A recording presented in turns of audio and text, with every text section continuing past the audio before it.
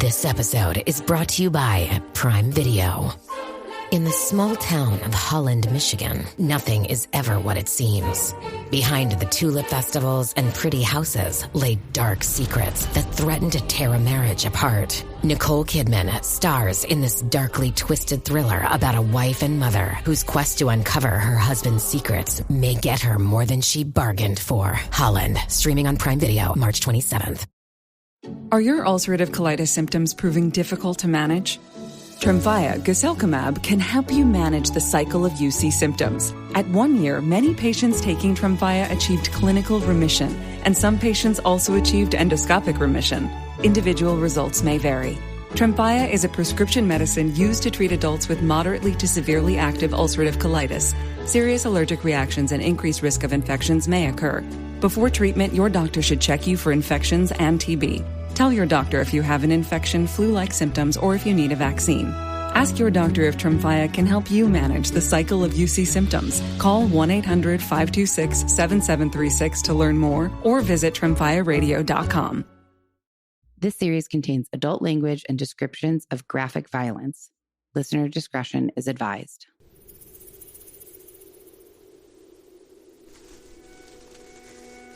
Whoa.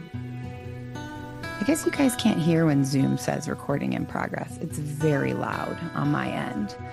Good morning, guys. It is Friday morning, and I never record the podcast in the morning, so this will be exciting. Once again, I'm here with this giant disc thing in my face that I absolutely hate.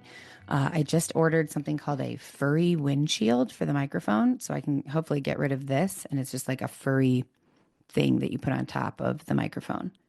I had to take a sip of water, and now I'm so paranoid that you're going to hear me swallowing in the microphone. I don't want to do that. So today, I know I never put episodes out on Friday, but I'm going to do the mini crime episode today because I have not literally had a chance to do it prior to this. When I was going to do it Wednesday, we had some rain and my internet was out. And then yesterday was just crazy. So I also have a bunch of things I want to talk about and catch up on. So I may do a little bonus after this, even though I know this is a bonus. I'm going to use this to just tell the mini crime story and not spend too much time talking about things. I saw another review, and I know everyone says, don't pay attention to the bad reviews, just keep doing what you're doing. And I am obviously continuing to do what I do, whatever that is. And, but I still read the reviews and comments because good, bad, or indifferent, I think it's helpful. And I saw one from Wednesday that says, tried listening to the yogurt shop murders and the beginning is so rambling and boring I couldn't continue. Host goes on at length about unrelated topics, which is a completely fair evaluation and true.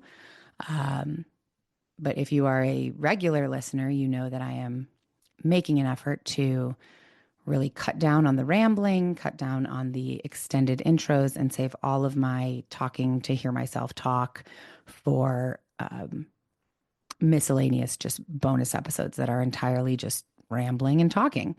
So I have so many things to talk about with you guys, but I'm not going to do that right now. We're going to jump into our mini crime story, and this is a weird one to do as a mini crime story because it's a big story. This could be a multi-episode episode. However, it does not take place in the Southwest. So it's going to exist as a mini crime story. And I'll be completely honest, this one is so disturbing to me that I think keeping it short was the only way I could tell this. I believe there's probably a lot more info out there than what I'm about to share with you. But it's a pretty disturbing one. So I'll say that up here at the top. And it does involve children. And there's a good chance maybe you've heard it. Who knows? I had never heard this. Okay, I think I gave enough what do you call that when you over-explain something before the fact? I realize I don't need to do that. I could just jump in. And, And one more note on the not talking forever at the beginning of the episode. I'm doing a great job, right? I was listening to another podcast the other day, and there was all kinds of other information beyond. It was a true crime podcast, and I'm not going to say what it was, but beyond the murders and the true crime, there was all this other kind of stuff. Now, it wasn't the host rambling about their own life. It was the host rambling about other events and this and that, which were adjacent to the main story. But I found myself being like, come on, let's get to the murder. Like, let's get to the true crime aspect of it. I want to know more about the victims. I want to know more about, and then I thought, oh, got it. Yeah, this is how people feel when they listen to me. So I'm going to keep that in mind. And with that being said, let's jump in. Keith Dardeen was 29 years old, and his wife, Elaine, was 30 years old, and they were living what many people would consider a simple, peaceful life. They lived in the rural town of Ina, Illinois, a town that was so tiny you could drive right through it in about a minute and a half. Keith worked as a treatment plant operator at the Rend Lake Water Conservancy District, while Elaine had a job at an office supply store. They were very active at their Baptist church. Keith sang lead vocals and Elaine played the piano. By all accounts, they were the kind of couple, the kind of people that other people admired. They were kind, hardworking. They seemed to be deeply in love and genuinely happy with each other and their life together. They had a 2 to 3 year old son, Peter, and they were expecting their second child any day now. It was a girl, and they had picked out names: Ian for a boy, Casey for a girl. I don't think they knew what it was at this point. While they are preparing for this new kind of chapter in their life, Keith, in his own mind, is preparing for something else. Keith wanted to get out of Ina, Illinois, because by 1987, which is when our story takes place, there was a big problem. Ina was changing. And not in the way that small towns kind of evolve when like a new Walmart or Target opens or they put in a new stoplight in town. This was something else entirely.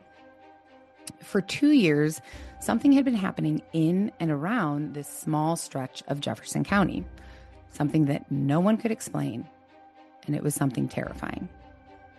Murder. Not just 1 or 2 murders, 15 murders, 15 homicides in 2 years. And for a town that barely had 450 people in it, this is an astronomical. It is astronomical. It's an astronomical number. So this isn't just like a couple murders. This isn't just crime. This is a crisis that Ina, Illinois is going through. For the first time ever, people are locking their doors.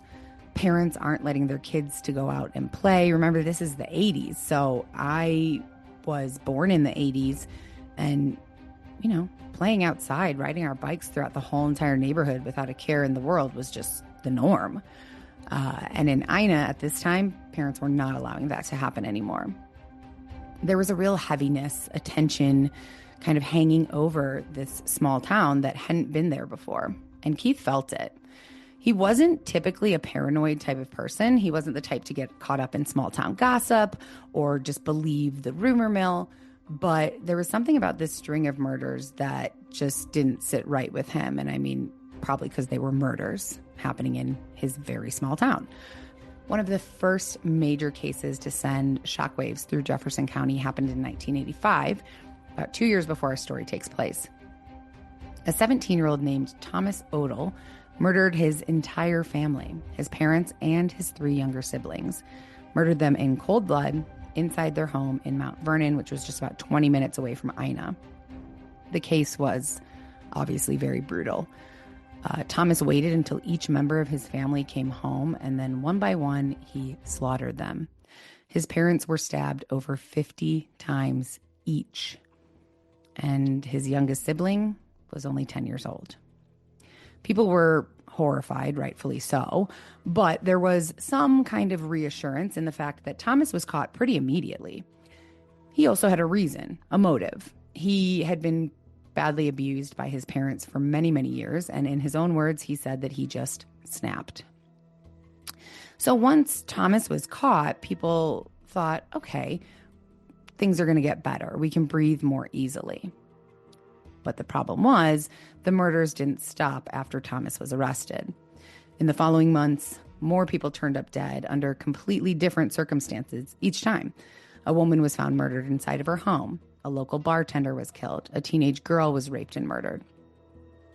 And then in May of 1987, just 6 months before our story takes place, a 10-year-old girl was abducted, raped, and murdered. And that's when Keith he'd had enough.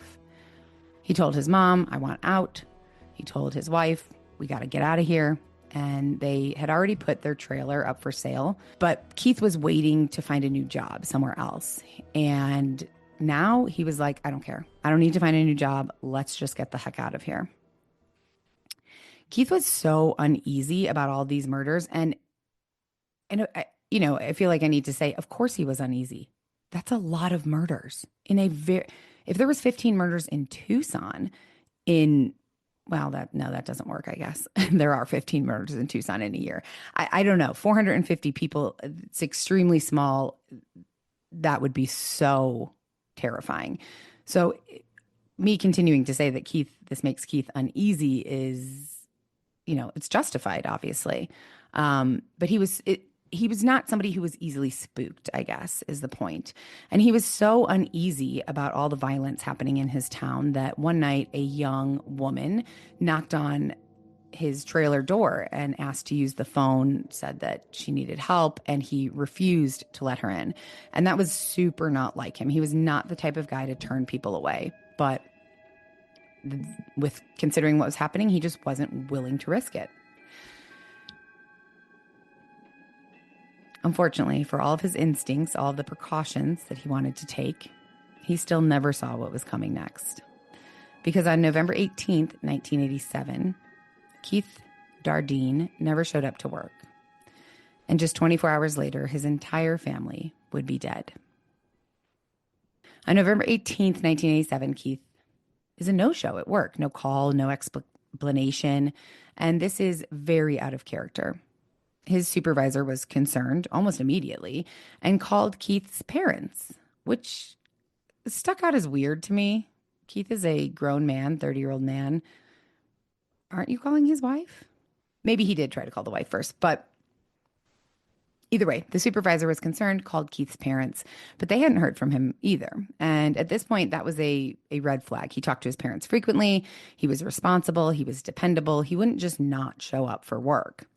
So Keith's father, Don, decided to drive down to Ina. He had a spare key and decided to meet deputies outside Keith and Elaine's mobile home. So obviously they had tried to, this is 1987, there aren't cell phones. So I guess if they called Elaine and no one answered at the trailer, now they're super concerned. Hence Keith's dad driving down and asking for deputies to meet him there because he was worried. So deputies met him there. He unlocked the door, and the second that they stepped inside, their worst fears were confirmed. In the master bedroom, tucked neatly into bed, was Elaine, Peter, and a newborn baby girl. All of them are dead. Elaine had been bound and gagged with duct tape, then bludgeoned so severely with a baseball bat that she had gone into labor. The baby, who would have been named Casey, was born during Elaine's attack, and there was no mercy. The killer beat the newborn to death as well. And the bat that the killer used wasn't just a random bat that they grabbed in the heat of the moment or brought with them. It was Peter's bat. It had been a gift from his dad, Keith, earlier that year. This was very clearly a rage killing of some kind. But quickly, deputies and Keith's father, Don, noticed one problem. Keith was nowhere to be found. He was missing, and so was his 1981 Plymouth. But nothing else in the family home was missing. There was items of value left in plain sight, a portable camera, a VCR player, jewelry, even cash. There was also no sign of forced entry. The natural assumption right now is that Keith is responsible. Maybe he snapped, he killed his entire family, and then took off. But less than 24 hours later, that entire theory was blown to pieces.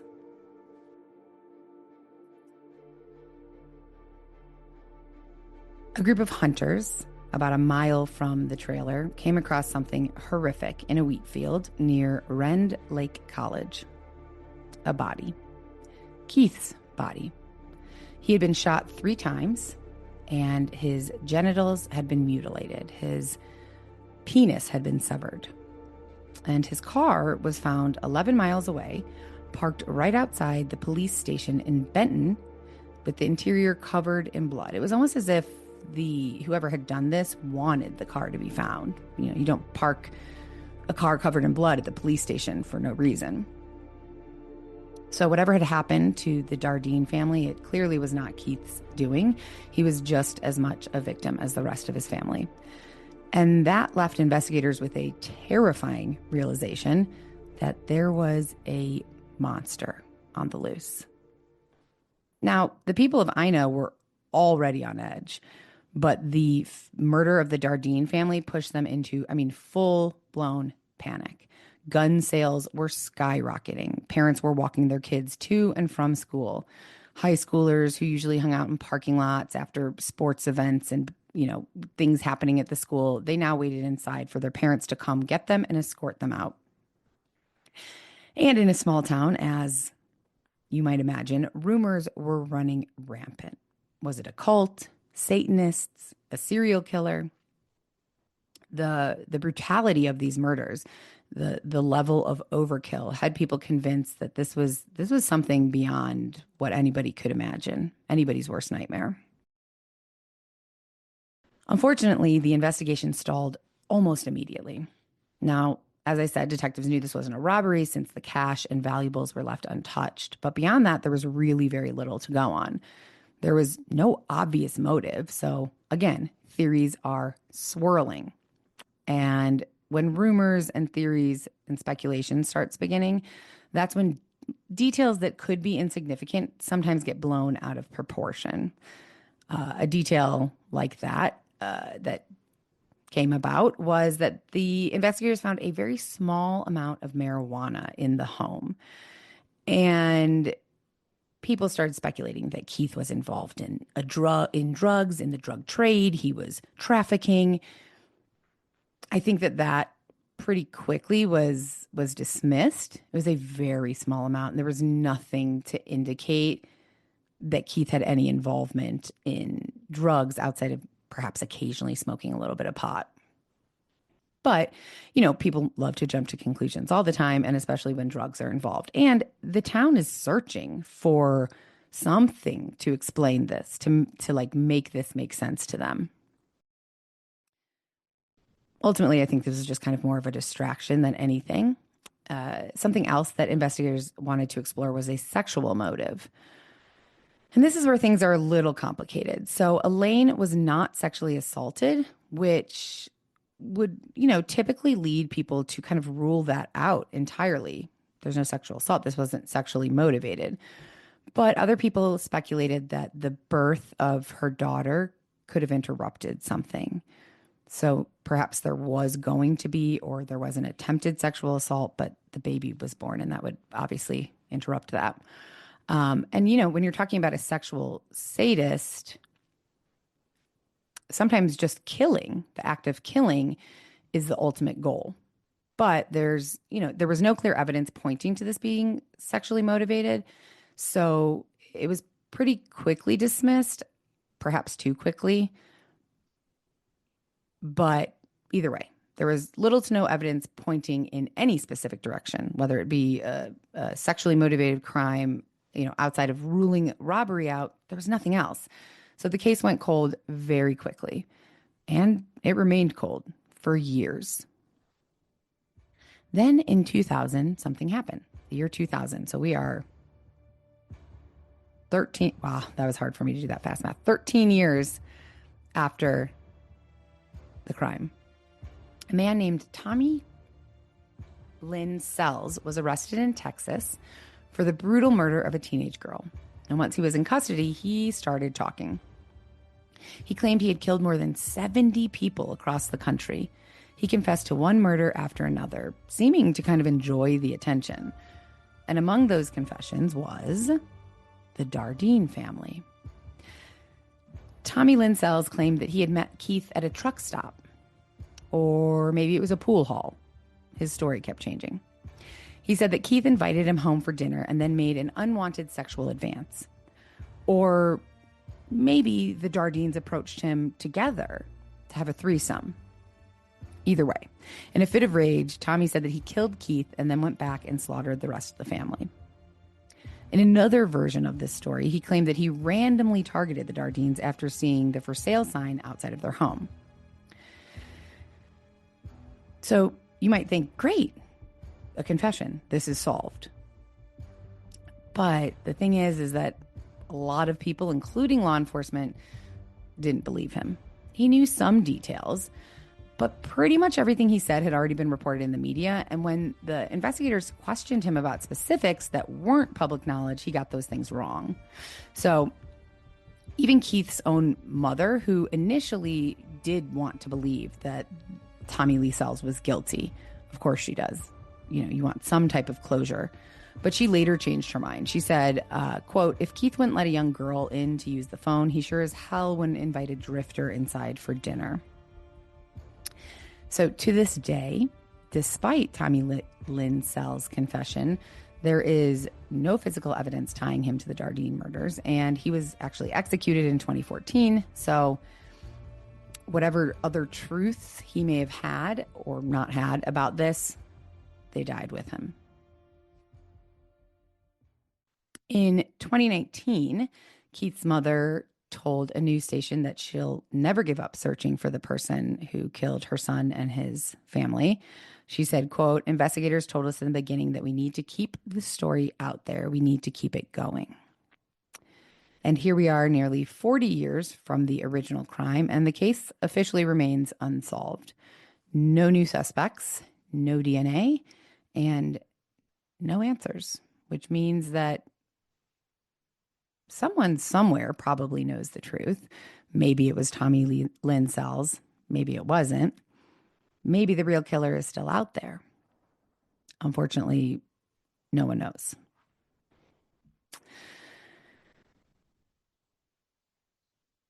This one leaves me with a lot of questions. I kind of wish I was trying to think about doing this one like a live streaming thing, because I would love to have a conversation about it. I have so many thoughts, so many questions.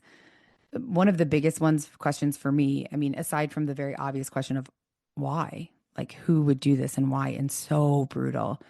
But why was the family separated?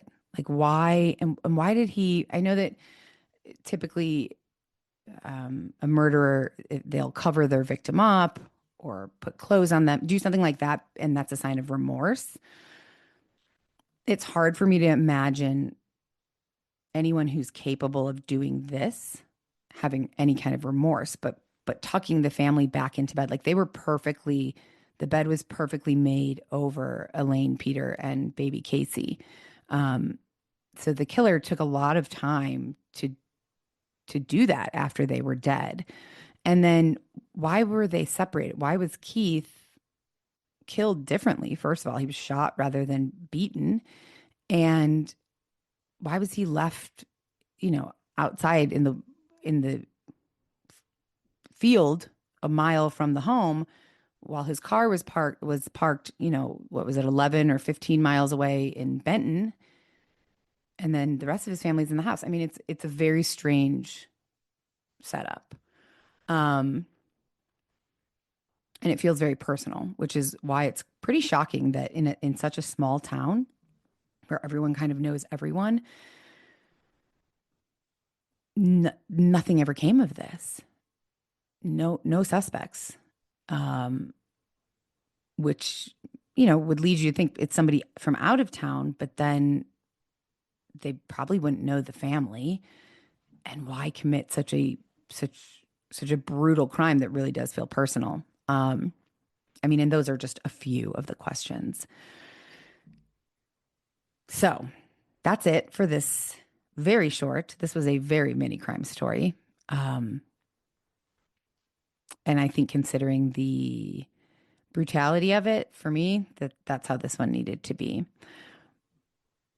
But if you liked it, if you want to know more, perhaps we could do a part 2. Honestly, I don't know how much more information is out there. I mean, I looked, there is more information, but not a ton because this never went anywhere. So if you have any thoughts or theories or questions about this case, I would love to hear from you. You can, I'll say, avoid DMs on Instagram because I am way behind on those, but email, text message, voicemail, you can send a message through the website, any of those things. Please leave a review on Apple. Even if it's a negative review, I still want to hear it. You can comment on Spotify, on YouTube. And if you liked this episode or any of the others, please share them with a friend or someone who you think would like the episode. And that's it for today, guys. Thank you for listening. And we, by that I mean me, I will be back Tuesday with a new full true crime episode. Okay. Love you guys. Bye. Death by Southwest is hosted by Jenna Schneider and Margot Carmichael. Executive produced by Margot Carmichael. Produced by Jenna Schneider. Audio editing and sound design by Margot Carmichael. Music by Soundstripe. And a special thanks to Edward R. Murrow for letting us borrow his famous sign-off phrase, "Good night and good luck."